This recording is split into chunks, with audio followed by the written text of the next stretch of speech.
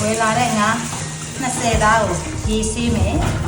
ငါးကင်တော့ငါတော့ဖေးထုကင်ညာလို့အရင်တော့ဒါငါးတွေကဈေးတွေကမကင်ဘူးခုဆို900ဆိုအရင်ကုန်ခွာကြီးကုန်ခွာပြီးသားငါလည်းရေးဆေးလိုက်ရုံနဲ့ငါရှယ်စီဝေးတယ်ကြီးကိုနေပြန်ပြလိုက်တယ်ခိုင်ငချင်းအပြေချဆေးလိုက်ရောနော်ဆေးပြီးတော့ဒီငါ့ကိုရင်ပြုတ်လိုက်ငါးကင်တက်တယ်ပစုံကင်တက်တယ်ဒါတော့အဲ့ဒါသေးကြတယ်ငငယ်တော့ငါးကင်ရတယ်ငငယ်တော့10တန်းထိရဟင်းချက်ရတယ်10တန်းဒီမှာဟင်းမချက်တာဟင်းတော့ချက်တယ်ဒါပေမဲ့အရင်အရသာကိုပေါ့နော်ဟိုထူးကေကောင်းမအောင်တော့မလုပ်တတ်ဘူးပေါ့ပဲဒါပေမဲ့လည်းပုံမှန်ဗမာဟင်းစီပြန်ဟင်းရတော့ကောင်းကောင်းချက်တယ်ကဲငါဆေးပြီးပါပြီအဲ့ဒါကိုငါ့ကိုစားစနစ်နေပါမယ်ရှင်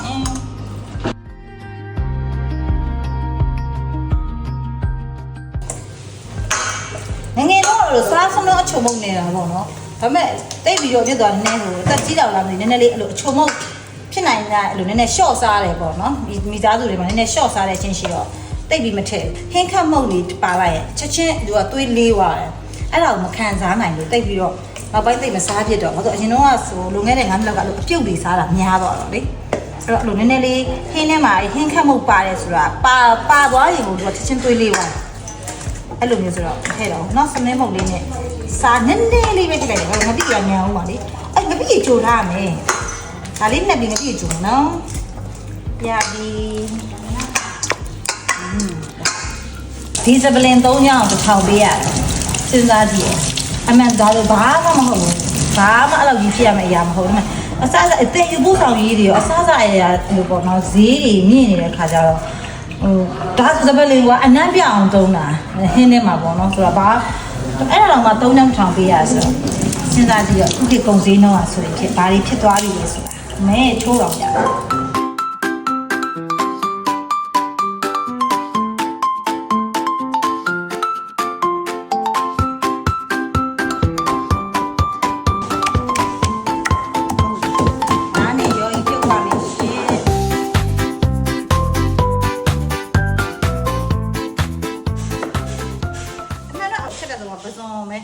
ပဇွန်လုတ်စီပြန်အရန်သဘောကျကိုကကြိုက်တာပေါ့ပဇွန်လုတ်ကကြိုက်တာအဲ့ပဇွန်ခေါင်းကအစီကြိုက်တာလေအဲ့ပဇွန်လုတ်ကတော့ကြိုက်တယ်အဲ့ချက်တယ်ငါးငပိချက်ကတော့မသူများချက်တာပူစားတာများတယ်ကိုကတော့ချက်တယ်ဆိုတော့နည်းရှားတယ်ဒါပေမဲ့ဒီနေ့တော့ချက်လိုက်မယ်ပေါ့နော်ဟောနံပါတ်စားတာကိုကတော့ပါကဲလာပြုတ်ပြုတ်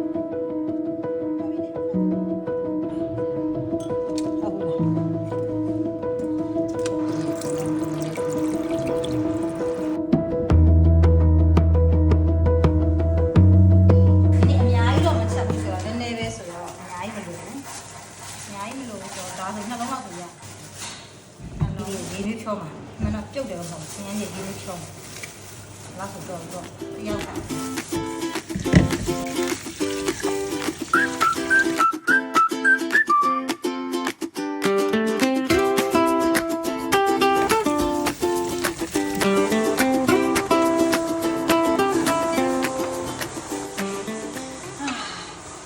ဂျင်းနဲ့စပယ်နဲ့ပေါတော့အနံလေးကမွေးနေတာပဲဒါရုပ်ပုံပြန်ဆဲမယ်ဒီအရင်နဲ့ပဲငပိကြိုးပါမယ်ရှင်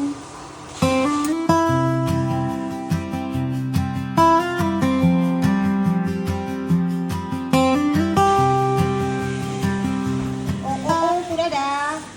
အယားပူလိုက်တာပူသေးတယ်နည်းနည်းလေးပေါ့ဖြစ်လိုက်မယ်ရိုးတွေဖယ်ပြီးသွားပြီဒါကိုပြီးကြရင်စီတက်မယ်ပေါ့နော်ငပိရတော့ငပိနဲ့မွေးနေတာပဲငပိကိုပြန်ပြီးတော့ရှေ့ဆက်လိုက်အောင်မယ်အယိုးတွေလေအယိုးတွေပါအေးစစ်မယ်ပြီးတော့ဒီငါးလေးကိုစီလေးနည်းနည်းတက်လိုက်စီတက်ပြီးတော့မှ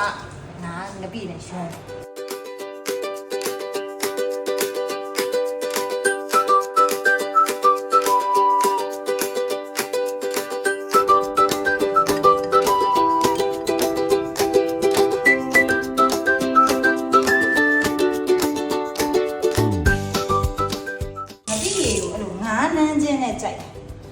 ငပိရေဆိုလည်းအဲ့လိုအချက်မပါတဲ့ရေကိုမကြိုက်ဘူးကဲငါးရေငပိရေရပြီ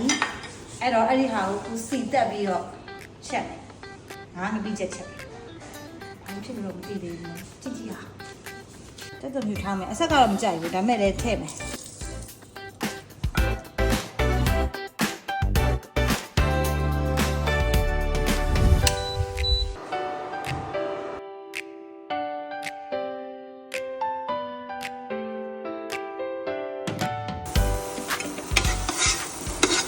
တော့ဟင်းချက်မစားတာအရမ်းကြာသွားပြီကိုပြတော့ကအပျော်ပါလေးချက်တယ်ဒီလိုမျိုးကြီးဟင်းချက်မစားတာအင်ရလူတွေချက်တာလည်းစားတာအရမ်းကြာသွားပြီဆိုတော့နည်းနည်းလေးပေါ့နော်အမားရတဲ့ရှိကောင်းရှိနေတယ်ဒါကြီးကဟိုလိုမျိုးကြီးလောက်တာတော့မဟုတ်ကိုချက်တတ်တယ်လို့ကိုစားတယ်လို့မျိုးချက်တာဖြစ်ပါတယ်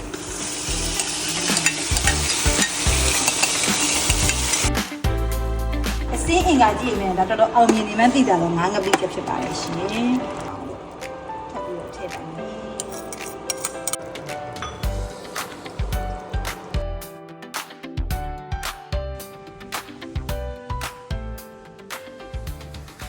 အဲ့တော့အောင်မြင်တော့ငါးငပိချက်နဲ့စားပါမယ်ရှင်